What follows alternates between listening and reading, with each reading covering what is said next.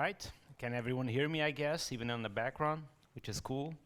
Welcome to Rust for PHP Developers. For those who don't know me, my name is Nuno Maduro. I am Laravel core team member, and I'm the creator of multiple open source tools on the PHP ecosystem, such as Past PHP, Collision, Larastan, OpenAI for PHP, and more. My main side project, besides working for Laravel, of course, is Past PHP. If you don't know what it is, it's pretty much an elegant PHP testing framework with focus on simplicity. So if you are curious about it, go to pastphp.com and let me know what you think. Now today, I hope everyone is excited because we are going to talk about Rust from a PHP developer perspective. And we are actually going to do a full live session of code, but before we jump on that, let me give you a little bit of the history of Rust. Most people think that Rust was created by Mozilla, but in fact, Rust was created by a Mozilla employee with the name Graydon as a regular side project. And Graydon was doing a lot of C and C++ at the time, and he said something like this on the creation of the project. My main audience for Rust are frustrated C++ developers who pick C++ due its performance, but they like to have something safer. Now, if you work with systems languages such as C or C++, you do face this kind of stuff all the time. Segmentation fault, double free or corruption, buffer overflow. This is pretty much what you face all the time, and Graydon wasn't happy about it. So what he made is he made Rust a memory-safe language to really fight all the errors we just saw before, but with the same advantages such as C and C++, which is bare metal performance. Now, Mozilla, which was the company Graydon was working at the time, they actually also saw the value on this. They thought, we use a lot of Rust, and we use a lot of C and C++ within Mozilla, and we are facing this kind of issues of memory safety issues all the time, in Firefox, for example. So they said, Graydon, just work on that full-time within Mozilla, and let's see more Rust within Mozilla itself. And actually that happened during 10 years. Rust is being heavily used within Mozilla, but in 2020 they got affected by layoffs, and the Rust team got disbanded or cancelled within Mozilla. Now, in 2020, a lot of companies were using already a lot of Rust, and they created this thing called the Rust Foundation. And this Rust Foundation is backed by very small companies, as you can imagine, such as AWS, Google, Meta, and Microsoft. So very big companies with a lot of money sponsoring the Rust Foundation and really ensuring that Rust moves forward with it. And to give you a perspective how much these companies are investing in Rust, this is a graph of the Android release, a product from Google. And this graph represents the memory safety vulnerabilities the Android software faces per year.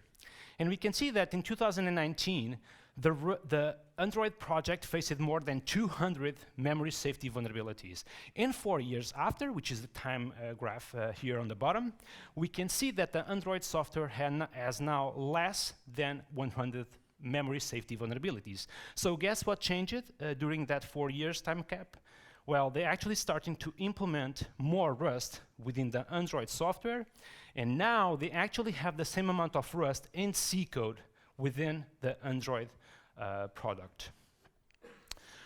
Google even said 0 memory safety vulnerabilities were discovered in Android Rust code. So all the new code they shipped on Rust, all of it had 0 memory safety vulnerabilities. And also, predominant members on the JavaScript community, which is Ryan, the creator of Node and Dino, both runtimes of the JavaScript ecosystem, he said, I have the most fun writing Rust these days, and I will never start a C++ project again. So this is a heavily C++ user who says I will never use C++ again. Now, besides the memory safety that Rust brings into projects, it also improves the developer experience a lot. There is this thing called the Stack Overflow Developer Survey, which is run every year, and Rust is, for the 7th year in a row, the most loved programming language in the world. with 80% of the more than 80% of the developers who work with Rust want to continue to work with Rust. Now, because this is a PHP conference, I thought that it's funny to actually see where is PHP in all of this. So, well, now to be really honest, it's a little bit different because people who started to work with Rust, they started immediately with the modern language, with all those features that Rust has. And with PHP, it's not fair. So PHP have 40% of the developers who work with PHP still want to continue to work with PHP. And this is happening, I think, in my opinion, it's because not everyone is lucky enough to work with modern PHP. So we have Composer, PHP Stan, PHP Unit and Past, and not everyone is lucky enough to work with modern PHP. There is still a lot of PHP developers who work with legacy projects. Now, that being said, let's jump into some code here. So what we are going to do today is that we are going to do a simple CLI application on Rust. That will be a to-do list on the CLI where people can add a to-do and then display all the to-dos, okay?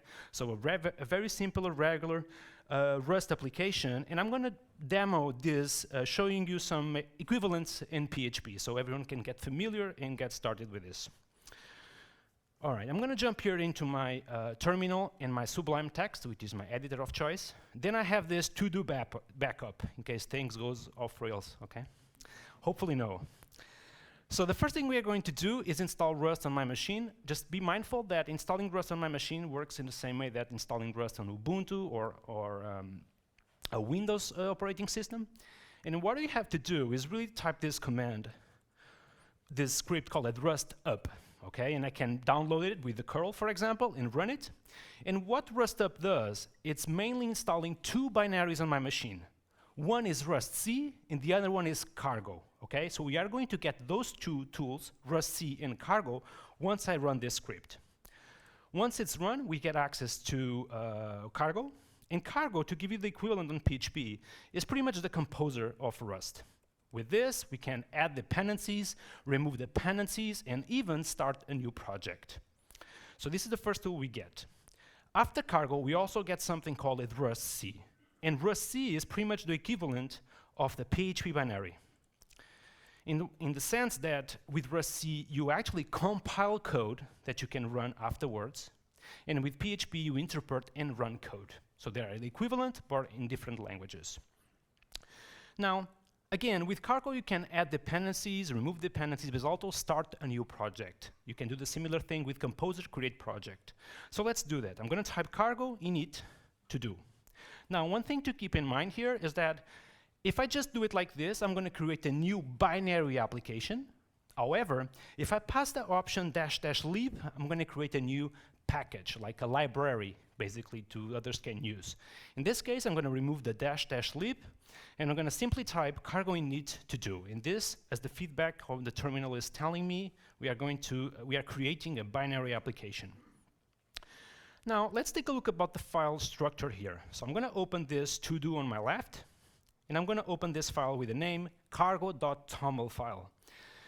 The cargo.toml file is the equivalent of composer.json, meaning that we have all the meta information about our application. In this case, I obviously have my application name, which is to-do, the version of my application, which is 0.1. On the equivalent side on PHP, we actually use git tag to actually know the version of the package. However, on Rust, use this flag version. Then we have the Rust edition. The Rust edition is the equivalent of the PHP versions. We have PHP 5, PHP 7, PHP 8. However, with Rust, we work with editions, okay? And this is the edition required to run my Rust project. Then on the bottom, I have this list of dependencies, similar to Composer required dependencies, where I can specify which community dependencies my Rust project is using. I could come here and do something like chrono equals to 4.0.0, and this would simply mean that my project uses the community datetime library of Rust, which is chrono. For my CLI app, I actually don't need any dependencies, so I'm going to keep this list empty for now. Now, I want to show you the cargo.log file, which is another file, and for that, I'm going to compile my project for the first time. And to do that, I'm going to simply type cargo run to see, I need to enter on the folder first, and then I'm going to type cargo run. Now, When I type cargo run, the first thing I see on top is the compilation steps of my project. So I can see that my project got compiled and then finished compiling. And after is kind of executing the binary, the result of the compilation. And I can see hello world on my console, which is exactly what my source code is telling me to do. Now, once I run cargo for the first time, I can actually run cargo run -q, which is my favorite way of running cargo, which basically hides all the compilation steps I see here on top and just prints exactly what my program is printing out. So once we run cargo for the first time, I get this file, which is cargo.lock. And this is pretty much the equivalent of the composer.lock. It's basically a manifest of the dependencies used in my project. Then I also have this target folder, which contains all the temporary files result of the compilation. I kind of want you to ignore this folder for now. Just be mindful that this target folder represents some of the temporary files used on the process of compilation. And then we have our source directory, so pretty equivalent to PHP. However, within this source directory, we have our main.rs file. The main.rs is the equivalent of the public index.php, which is the entry point of your application. And I can see as well that within this main.rs, I have a function with the name main, which is equally the entry point of my app. And we can immediately start understanding some stuff here about Rust. The first thing is the declaration of functions. I can declare functions with the fn keyword, then giving the function name, and then the list of parameters. Now, as you can see here, the type is not specified. This is one cool thing about Rust, is that the type inference is very strong. So here, if I wanted to be explicit, I can say that the return type of this function is void. So this is the equivalent of the PHP thing like this, basically. So here, this function is returning void, meaning nothing. And then I have a macro printoln, which is like a function that displays hello world, and of course, if I run cargo here, I get to see hello world on my console. So again, we are doing a CLI application, so probably the first thing we need to do here is explain the usage to the user. That will be something like usage to do, which is the way I want to use my application, and then to do, and then I pass the command, and finally a list of these arguments. Okay, so obviously if I run cargo, I should see this on the console, which I do. So what I can do just below is type now the list of commands. And the list of commands will be basically something like this. Commands equals to 2 commands, by the way. We are working with 2 commands today. One of them is to basically, people want to run cargo run, add, and then the to-do description, like to-do 1, for example. And the other one we are going to build together is the list, to basically display everything we have added to the to-do list. So let's explain that to the user. This will be the add command, which receives a description as an argument. And this command adds a to-do. And then just below, we have the list command, which basically displays all to-dos. If I run this with cargo, hopefully things are still working as expected, which they are. Something I can do here to make this a little bit more sexy is give some space here, okay? So I'm gonna do that. Oops, cargo run -q. There we go. And I get to see the usage right on my terminal. Now that we know a little bit about functions, you're looking at this function main, something we can do is extract this usage to a new function with the name display help. So let's do that. Display help returns void, and then the function body will be pretty much a copy-paste of the content of my previous main function. And here I'm gonna call display help to get to see the usage in the same way, which I do. Now, once we have the usage, the user actually will interact with this CLI tool doing something like cargo run and then passing the command, which can be add or list. So we need to actually capture the arguments of this CLI application. Now, to catch the arguments, we can actually use something built-in on Rust, call it the envs from the standard library. I want to talk a little bit about that. So in Rust, actually I want to talk about variables before that. I'm sorry. So to catch we need to catch the arguments and then the command, but we need to store those values somewhere, and we usually store that on variables.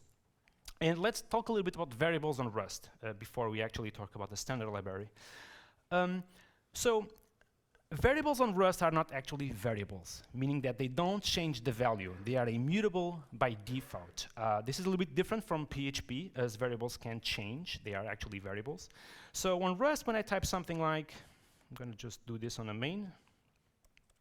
When I type something like let command equals to add, and then I just type below command equals to list. On PHP this would work, meaning that the value of the command will change. However, on Rust, once I try to debug what is within command, you will see that Rust will start to complain. So a couple of things here we need to take a look of. The first one is that the Rust compiler on the console is telling me that you cannot assign twice to an immutable variable, meaning that I have assigned the value add here, but then after I have tried to assign a different value to the variable command, and that will not work in Rust. So the variables are immutable by default. Now, thanks to this great developer experience on the console we get to see here, we can see that Rust is telling me that consider to making this binding mutable, which can be done by the mut keyword. Meaning that if I come here and I just type let mut command, I now get to see on the terminal the value of my command, which is list, right there on the bottom. However, Rust is very helpful again on the console. It's really just telling me, oh, you're just assigning like command to add, and then you are overriding just below. Doesn't make any sense. Therefore, I'm going to tell you a warning here. However, my program compiles, and that's thanks to the mut keyword, which allows me to mutate variables. So again, variables are immutable by default on Rust. And now that we know how to actually create variables, we can start to collect the arguments coming from the CLI and be explicit about this variable. I'm going to say that the args is a vector of strings. This is the equivalent, the vector in Rust is the equivalent of the array in PHP. However, we can say what is within the vector, which is values which are strings. So within the args are a vector of strings. And this vector of strings will be something from the standard library, call it standard library env, and then give me the args from the env standard library. So I want to talk a little bit about this. The standard library in Rust is pretty much some common helpers that are commonly used within Rust projects. Even on every language we have this, is pretty much helpers for people building applications. On PHP we have like the global env and the global server variable. We have a bunch of array functions. We have a datetime library as well, which pretty much allows you to build PHP applications with those helpers, okay? In Rust, we have this standard library, which gives me access to specific modules. One of them is the env module, which we can grab the arguments from this. So obviously, if I try to debug this, so I'm going to do that. Hopefully, I have all the arguments on my console. I have a mistake here. I can import this. This is like this.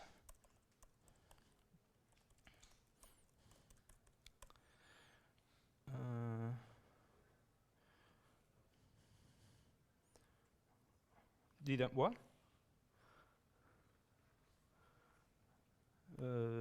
Vector of strings? What?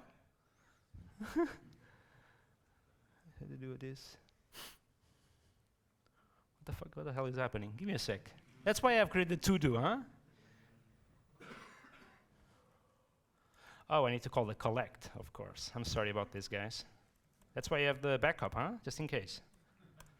All right, now it's compiling, and on the bottom, I have on the line 8 my vector of strings, which is displaying by binary. However, I can add the command, and now I have displayed on my terminal the add command on bottom. I can pass a description, for example, and I get to see that description on my vector of strings. So, as you can see, we can use this function on Rust, dbg, which is pretty much the equivalent of a var dump. in PHP, and we can see the values that are compiled in runtime, and we can see these values on the terminal. So once we get the arguments, remember, we are trying to capture the command. So when I type a cargo run add, we need to capture this value to then do something with the command. As you can imagine, if we have the add command, we need to do some code. If we have the list, we need to do something else, which is displaying all the to-dos. And after, if we have something that doesn't make any sense, we need to tell to the user that the command is unknown. So let's do that. Let's capture the command by doing something like let command equals to args get the index number 1, because remember, the command is within the index number 1. And one thing cool in Rust, which you probably would expect to see here, is that in PHP we have this thing like isSet. If the array key exists within the array, then we capture the value. Well, on Rust there is no nullables, okay? So here I need to tell to Rust the following. Okay, unwrap the string within the key number 1, or else, which is otherwise, we need to execute this default callback. So I'm going to do that. I'm going to say, okay, if there is anything on the position 1, which is the case right here, however, it's not the case when I don't run any command, I want you to get me back that string. However, otherwise you execute this default callback. And when the user doesn't provide the command, what we need to do is display the help, just like that.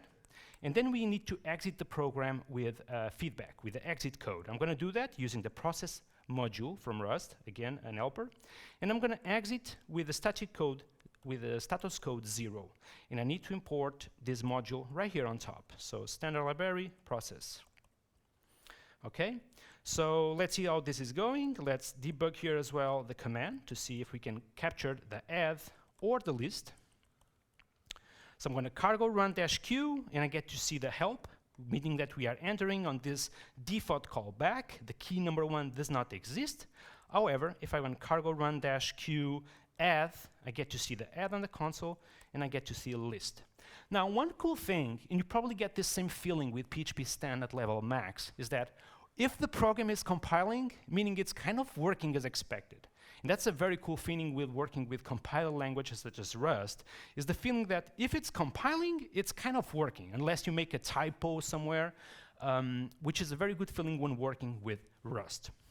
Now, again, at this point on the command variable, we have the add value, we have the list value. However, we also have something that if the user types like blah, blah, blah, blah, which is nothing at all, we have the command with this value, which doesn't actually represent anything. We don't know what to do with it. So we need some control flow to do something when it's add, to do something when it's list, and to do something when the value doesn't make any sense. And for that, we can use the match expression. The Rust have pretty much the same stuff as PHP. So we have if conditions, else conditions, we have the match statement, which is exactly what we are going to use. And the match can be done with something like this. Okay, let the exit code be the result of the following match expression. If the command a string is equal to the value add, I want you to do something within this block of code. If the command is list, I want you to do something else. However, if the command is something that I don't know, meaning I want to enter on this default scope, I want to do something else. And finally, now that we have an integer of 32 bits on the exit code, what we can do here is simply exit with that exit code. And of course, we need to get an exit code from this match expression, so we need to type some code here actually. So I'm going to type print new line with adding a to-do, and return back the integer of 32 bits 0. Now, one very cool thing on Rust is that if you have something like this, meaning that you have a return plus a semicolon, there is this syntactic sugar, which is you remove the semicolon and then you can remove the keyword, which is pretty cool. So some syntactic sugar. So if you have this, this is the equivalent of having this. So you just hide the semicolon, hide the return statement, which is, in my opinion, pretty cool. I used to see more of these things in PHP, to be honest. Then we can do the same stuff on the list command. Instead of adding a to-do, we are obviously displaying all to-dos and returning 0 at the same time. And finally, of course, if we enter on a default statement, meaning that we don't have add or list, we need to say to the user, unknown command. and you need to back off with the exit status 1, which is an error. So let's see how my program is doing. I'm going to type cargo1-q, displays the help, makes sense. -q add, which heading a to-do, and then list to display all to-dos, and then blah, blah, and I get to see unknown command. So, so far it's working as expected, except doing the proper job of storing to-dos and displaying all the to-dos, but I think it's working right.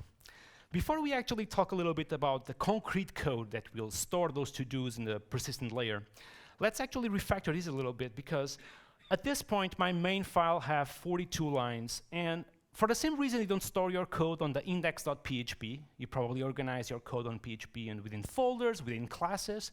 In Rust it's the same stuff. We basically refactor all our code when we have to. So looking at this application, on PHP, how would I tackle this problem? I would probably use Symfony console for this, and I would probably have a separate class with the name add command to actually handle the process of storing a to-do.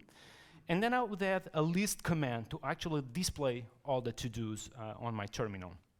So let's do that on Rust, or at least try to do the same thing.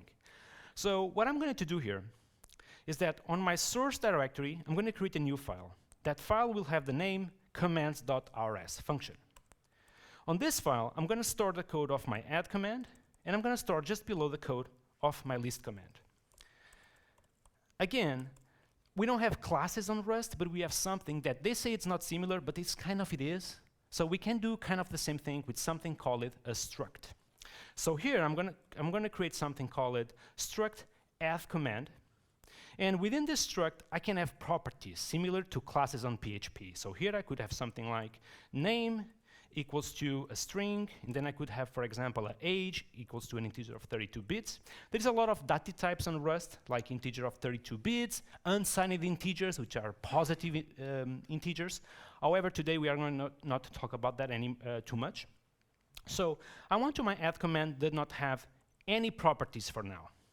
However, I need to have at least one method to handle the process of storing the to-do on the persistent layer. So let's add actually some methods to this struct. The way we can do that on Rust is not within the struct definition, it's just on the scope below.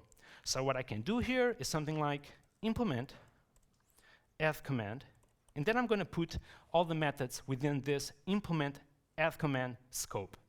And I'm going to do is create first of all my constructor. The constructor convention on Rust is using this new function name. So new function returns a self, which is the structure, basically, pretty much the self on PHP as well. And then within this self, within this function new scope, I'm going to return the add command without any properties. However, remember this, when you have a semicolon, we can remove the semicolon, remove the return keyword, and make this code a little bit more simpler. So this is the equivalent of a construct in PHP. And just below, we need the method for the struct, which will actually handle the process of having a to-do to a persistent layer. So let's do that. I'm going to type function handle. And then I don't want to actually create a static method. I want this method to be an instance method of my struct. So I'm going to pass here self. Okay? This is the equivalent of this in PHP. Okay? So the handle will return back an integer of 32 bits. Remember, we need this back to our match statement, to the exit code. So this handle will return an integer of 32 bits. And within this scope, we are basically printing out what we had before within our match statement. So I'm going to copy this, head to within my handle method, and just save this. So to let it very clear, if we pass the self within the arguments, meaning that this function is non-static, is an instance method of the struct, if I don't pass self, this method becomes static, similar to PHP. So in this case, I want this to be an instance method, so I'm going to pass self. And finally, let's actually use this struct, aka class in PHP, within our main match statement. So I can remove all of this thing and simply type add command new, so I can call this method statically because I'm not passing any self argument here. However, the handle method is non-static, and that's because I'm passing the self here. So add command, new handle, and that should pretty much return back an exit code. Let's try to compile our application to see how this is doing. So I'm going to clear my terminal, run cargo, and let's use the terminal feedback to actually proceed with this. So cargo is telling me on the right that the add command was not found within the scope of the main function. So meaning that the struct was not imported. So let's do that in the similar way we do in PHP. We just go to the top. One difference in Rust is that I need to declare the module commands. Okay, so on my main.rs, I need to declare every single file that is within my source directory. And then I can import the struct by doing use commands add command. So I've imported. Let's run cargo once more and just follow the feedback. Now, cargo is telling me that the add command that you just have imported within our main.rs file is a private struct. Another very cool thing about Rust is that structs are private by default, meaning that when you create this struct add command, it's private to the commands file, and you cannot use it elsewhere, unless you use this keyword pub and you make this struct public. I'm going to clear my terminal, run cargo once again, and let's see how it goes. Next, the terminal is telling me that you are calling the new and the handle method. However, both are private. Okay? So functions implemented on structs are also private by default, meaning that I need to come to this function new and actually make the function public to be able to use it outside of my file. Cargo run, we get to see the display help, meaning that I'm pretty sure that my program is working as expected. So if I type cargo run add, I get to see adding a to-do, which is the result of my handle function. Everyone is enjoying or not, huh? Cool? Okay, that's cool. Let's move forward here. So we need to do the same thing to the list command. Let's do that, because right now we don't have a list command yet, meaning that the code getting executed is within this match statement. So let's do the same behavior we have done with the add command. So I have this code right here. I'm going to simply copy paste it like a good old days. Bam, put here on the bottom, and then rename some stuff here, obviously. So this will be the list command, which returns a new list command. And finally, the handle method, instead of having a to-do, will display or displaying all to-dos. Okay? So hopefully, let's run cargo. Actually, let's use this struct within my match statement. So this will be list command, give me a new instance of that, and then handle the job. So if I run cargo, let's see what it tells us. It's telling me, of course, that the list command is undeclared, meaning we need to import this struct within the main RS. Now, one cool thing, and I wish to see that in PHP as well, is that when you see that you are importing everything from the same file, something you can do is this thing right here, bam, and just imports everything from that file. It's kind of a wildcard that basically imports and makes sure that everything on that file commands is exposable within the main.rs function. Nice synthetic sugar again. So this is pretty cool.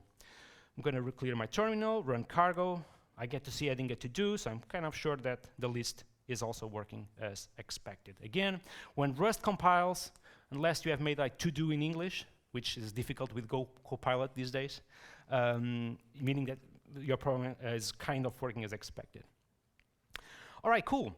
Let's talk about interfaces, because, I mean, looking at these two commands, we have the add command and we have the list command. Something that is kind of similar here is this handle method, meaning that both these structs implement the same handle method in the same way, meaning without arguments and returning back the exit code. So something we can do is just say, okay, both the list command and the add command and maybe other command in the future needs to at least implement the command interface to make it all of them look similar. So let's talk about interfaces on Rust. This actually will be fun. So I'm going to go to my commands.rs module, and I'm going to declare here on top my command interface. Now, one difference though on Rust is that you actually declare an interface with the word trait. Okay? All right, calm down, huh? So on PHP, you have this thing called trait, which allows you to actually share methods between classes. People are not actually sure about it, like why people are still using it. However, on Rust, in order to declare an interface, use a keyword trait. Okay, so in this is exactly the same stuff as typing here, like in PHP, interface command. Okay, the difference is that similar to PHP, we can specify what this interface is actually forcing the definition of, which is a handle method which receives self, meaning non-static, and then returns back an integer of 32 bits. This is my interface definition. However, on Rust, you can have default implementations, meaning that you can provide, okay, the struct who implements this trait will have this method that works this way. So you can provide a default concrete implementation for the structs implementing this interface. For now, I'm going to do similar to PHP, meaning that I don't want to provide a default implementation, meaning that it's up to the struct to define the concrete implementation of the handle method. So once we have the interface traits in Rust, we can copy the name, and you probably would expect to do something like implement command. It doesn't work that way, okay?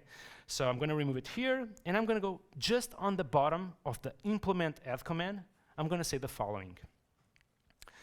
The implementation of command for add command is the following just below. So it's not within the struct definition, it's not within this first implement add command, it's just below. Implementation of command for add command is the one within this two brackets.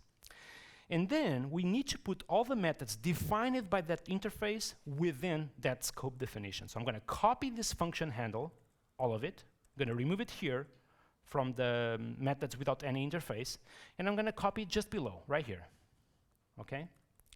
Now, one cool thing, which I also wish to see in PHP, is that usually when you have an interface, you are kind of defining the public API of a specific class. Nobody creates an interface with private methods, right? So here, what in Rust, if you are defining an interface or the concrete methods of an interface to a struct, all the methods are just public by default. So meaning that you can remove this pub keyword, okay? Which is pretty cool. So hopefully, things are still working as expected or not. Let's see. Cargo run. Oh, it's complaining. And now it's complaining about the struct add command does not have a handle method. And why? Because interfaces or traits in Rust are actually private by default, meaning I need to make this interface public to be used outside of the scope of the commands. Let's run cargo once more, and hopefully it's working as expected. It's not working as expected. That's because I need to save it, I guess. Let's see. Of course, I need to save it. There we go. It's now running and compiling, which is pretty cool. We can do the same thing for the list command. Let's do that. So here on the list command, I can just do right here, implementation of command for list command. It's the one that we had on the method handle. Remove it from here on the top, put it within the interface definition, removing the pub keyword. Again, doesn't make any sense. It's public API. Let's run cargo. And of course, is working as expected, which is cool.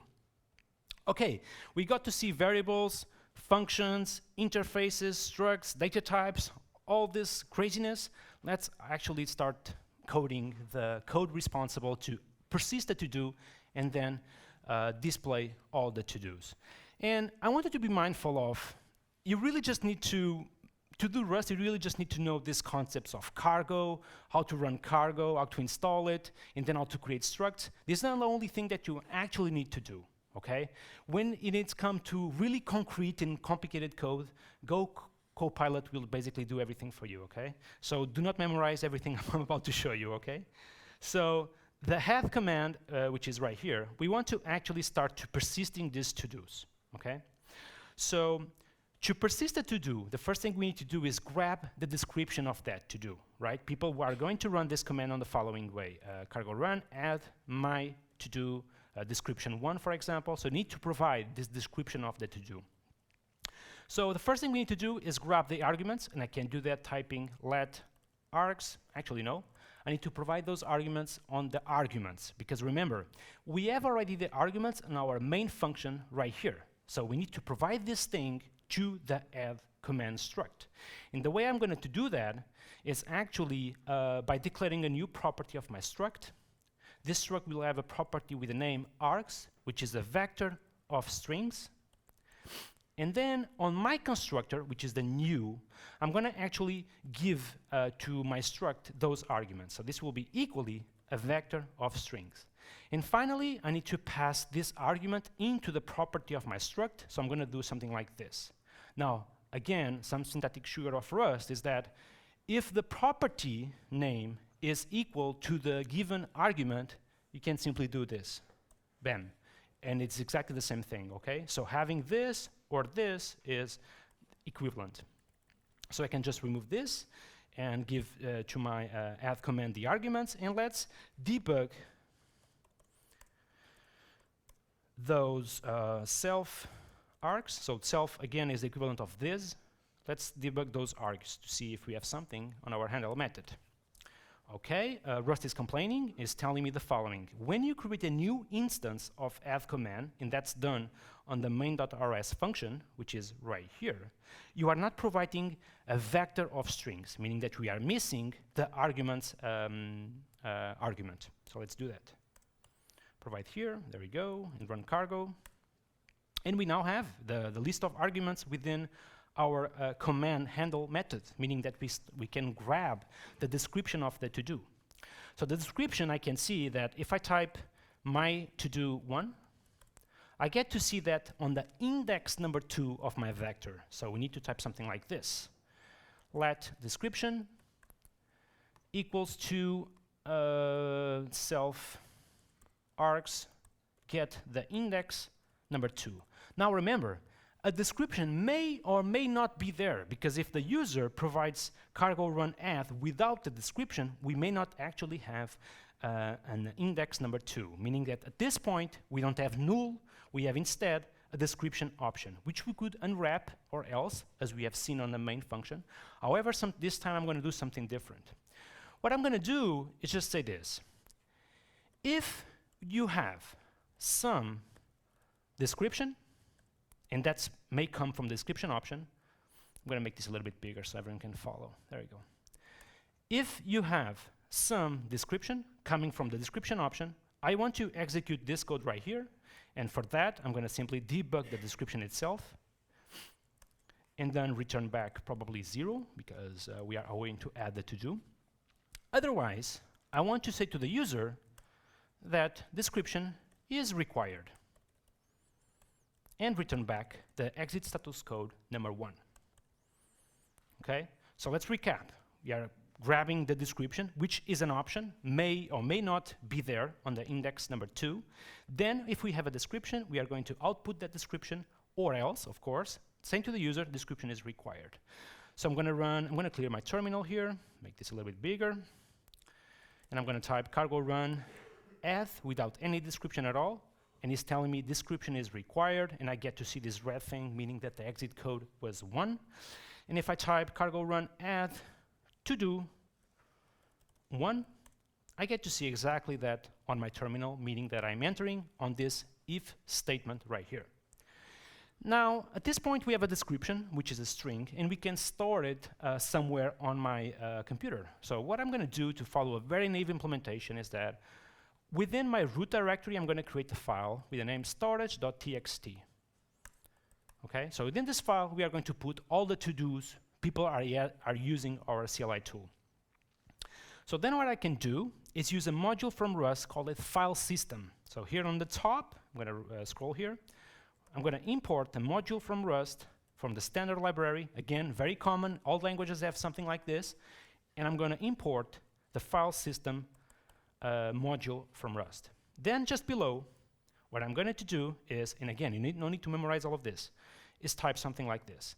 Okay, let the mutable file to be equals to file system, open options, new, and I want you to open that file for writing on append mode, and finally, the file name is the one with the name storage.txt. If something goes off Rails, which it shouldn't go off Rails, but if something goes off Rails, I want you to type file not found. Okay? So at this point, we are opening this file for writing, and what we can do is simply type now, okay, write on that file the contents of my description. And this will basically increment every description of the to-dos on bottom. So let's run cargo to see how it goes. I need the exclamation point here. There we go. Cargo run add to-do number 1. I get to see an error saying that method not found right in the new line. Okay. Description. Give me a sec. No, print will print out. In this case, I just really want to write on the terminal. You know what? I'm going to do something different. Okay, this should work. Otherwise, I have the backup, huh? Okay, I'm going to see the backup real quick, huh? Yeah, of course. Okay. So what we're going to do, again, yeah, of course, on the write ln function, I actually need to pass the file as a first argument. So again, on this case, what I'm going to do is say, okay, write me on this file the contents of this description, and here I can simplify this a little bit by doing this.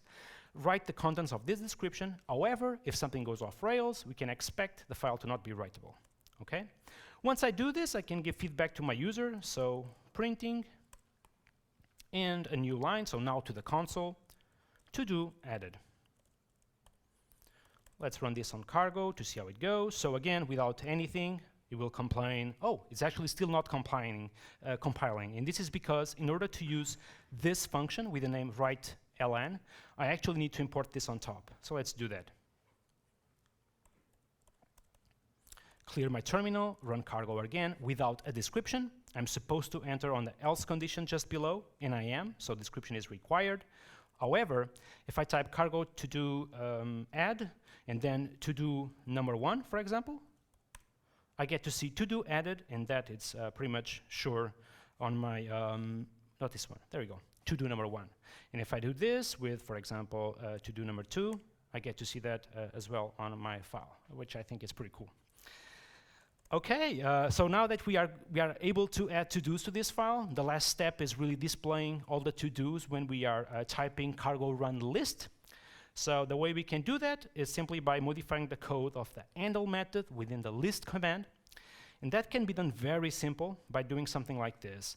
Let the contents to be equals to file system, read to string the contents within the storage.txt. However, if something goes off rails, I want you to type file not found. And once we have the contents, we can use the very old print new line. This is the equivalent of print in, in PHP. And I can do print out the contents of that file to simply have a naive approach of displaying all the to-dos. So again, cargo run add to-do number 3, for example, to-do added, pretty cool. And I can now run cargo run list to get to see all the to-dos on my terminal. Again, a very naive implementation, but get the job done. And we just have saw how to create a CLI app on Rust, which I think is pretty cool. All right, I hope everyone is excited about Rust, at least in the way I am. I want to show you one more thing before we close this off. I want to show you testing, okay? Now, testing on Rust works a little bit different from what you would expect. In PHP, we have to import or require a PHP unit or past, and then we need to create a folder with the name tests, and then a separate file for each test case. So there's a lot of writing. And Rust is a little bit different. So in order to have tests, for example, for the commands module, you actually write those tests on the bottom of the file. That's correct. So on the same file that you have your source code, just below, you will have your tests. So what we are going to do here is just have a separate section for our tests. And then I'm going to type this tests module code. So basically telling to Rust that, okay, all the code below is related to tests. So within my module tests, I want to import everything on this file. That can be done with a super and then the wildcard word. And then we have this annotation to specify that within this thing is a test. Now we can have 2 tests just to showcase you how testing works on Rust. So what I want to do here is simply do add command, for example, to have a test. And remember, for the add command, we need to create a new struct with the name command, for example, and then we need to pass the arguments to that struct add command. So I'm going to first of all create an array of arguments.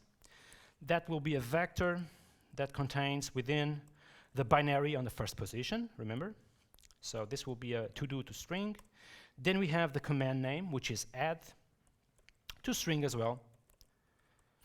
And then we have the to-do description, which is something like my to-do number 4 to string. Okay, so once we have the arguments, we are kind of preparing our test. We can create a new struct of the add command. That will be command equals to add command, and call the method static method new, which is the construct. Within this new, I can pass my arguments, and I have successfully prepared my test. I can now act just on bottom. That can be done by simply storing the exit code as a result of the command handle. So kind of acting to then assert, right? So on bottom, what I can do is just call this section assert and just say, now this is kind of similar to PHP though. I can type assert equal and then provide what I'm trying to assert, which is the exit code to be 0. Okay, so let's see, let's run this thing to see how it goes. And also different from PHP is that you would expect to run like vendor bin PHP unit or vendor bin past. And in this case, you just type cargo test, which is kind of built-in within cargo. So if I run cargo test, you see a lot of stuff on the terminal. Again, to avoid this, you can simply clear the terminal. Cargo test -q just hides all the compilation steps because you don't need to see them. And I get to see that my test result is okay, meaning that I get an exit code 0 from my handle method. And if I would, for example, pass 1 here, obviously my test would fail with the exit code number 1. So let's run that. Cargo run -q, and I get this feedback on my console that the left value is 1, however, the right one is 0, meaning that my test is failing. So I can put 0 to make this test pass. And then just below, I can do the same stuff for the list command, which I'm going to do. Okay, I'm going to just copy paste and then call this list command. To prepare my list command, I don't need any arguments at all. So I'm going to just create an argument without those arguments. I'm just listing the stuff. Then I'm going to call the handle method, get back my exit code, and assert the exit code is 0. Let's run cargo test -q, and I get to see that both of my tests are passing and the test result is okay. And this is pretty much what I had to show you. A couple of small notes. Today we just have saw a very naive implementation of Rust as a CLI application. Of course, Rust's use cases are way more diverse than this. Here, for example, I have my website, my blog actually written on Rust. So if you want to see a little bit what Rust code looks like in production, just go to my GitHub, nunumaduro.com is the name of the project, and you get to see some of the interesting and spicy stuff on Rust, such as asynchronous, multi-threading, so very cool and safe stuff. On my GitHub, you will find a couple of Rust projects, including a CLI framework, actually. So this project is held on github.com, nunumaduro/nunumaduro. This was Rust for PHP developers. I hope everyone had fun watching me coding and making mistakes, which is pretty cool. Feel free to follow me on my socials. I have Twitter, Mastodon, LinkedIn, YouTube, and just if you have taken pictures, don't hesitate on putting them on social media. I like to see them, okay? Thank you so much.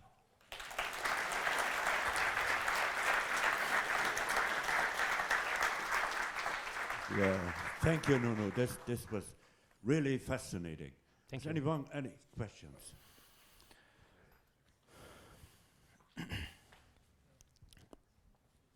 So I was wondering, like, do you have any tips or examples of where we can go to learn once we've mastered what you've already shown? Yes. Actually, I'm going to tell you the way I've learned Rust, which it might work for you. I hope so. So the way it worked for me is that I started to learn by the Rust book, which is the name of the official documentation of Rust. To be really honest, they write very simple words, even for a non-native English like me. And I felt that I really learned it just from the Rust book. And then also that something helped me a lot is with GitHub Copilot, you get so much auto-completion when you are like when you are facing problems and you don't know how to solve them. You just actually ask GitHub Copilot, it will just write the code for you. Even if it's not like the very correct one, you at least you are able to learn from there. So yeah, Rust book is pretty much my way to go when running Rust. However, play with it and play with GitHub Copilot as well. It will basically get you on the rails, I feel like. You're welcome. Anyone else? Actually, I tell you what, I've got two, in which case, very quick one. Very quick one is, I noticed you had self in capital S and lowercase. Yeah. Is it case insensitive as a language? No, meaning that you would, well, actually I need to double check that. But in the case of the self, so when you are returning back, I'm gonna actually go there real quick. You were talking obviously about this self right here. So when you are here I could do two things. I could do, for example, list command, just basically specifying the struct I'm returning on. But you can basically use this syntactic sugar and say that you want to return self, and this needs to be uppercase. However, when you are using the self argument, which is the this on PHP, you need to be lowercase here, okay? And then what sort of is the infrastructure behind it, frameworks and all that sort of thing? How does it compare to PHP? That's a good question. So I can tell you from experience, again, I'm not an expert on Rust, but from experience, in order to serve a PHP application on the DigitalOcean droplet, for example, I would need to put it behind Nginx, and you have PHP FPM, and all these different tools that basically I kind of use the default configurations because I don't know how to configure them. However, on Rust, I simply had to proxy Nginx to my server on Rust, and that was basically working. So I had that on Ubuntu, a very simple server serving my Rust application, web application, and then I just had Nginx proxying all the requests to that server, and that's it. So no PHP FPM equivalent for Rust. All right, anyone else?